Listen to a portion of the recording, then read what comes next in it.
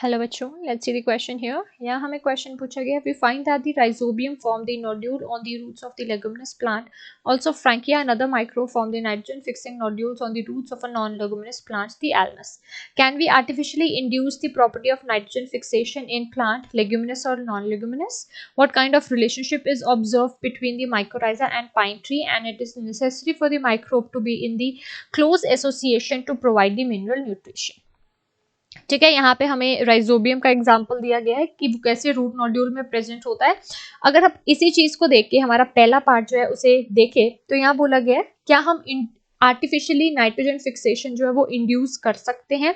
ठीक है, तो हमारा आंसर है यस। ठीक है, यस,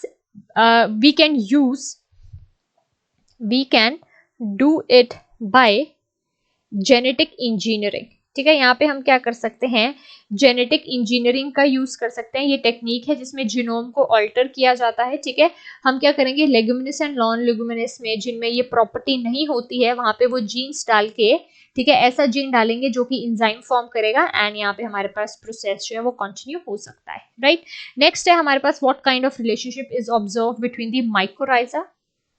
ठीक है, माइकोराइजा एंड नेक्स्ट हमारे पास है यहाँ पे माइकोराइजा एंड पाइन ट्री। ठीक है, तो अगर हम यहाँ पे देखें तो ये एसोसिएशन हमें देखने को मिलती है सिम्बायोटिक रिलेशनशिप।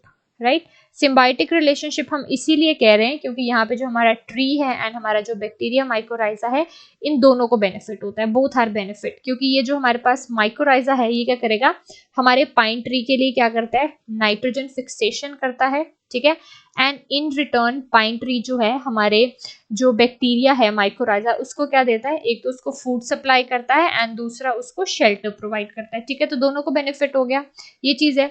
नेक्स्ट हमारे पास ये पार्ट है that it is necessary for the microbe to be in the close association। ठीक है, और हमें एक एग्जांपल देना है।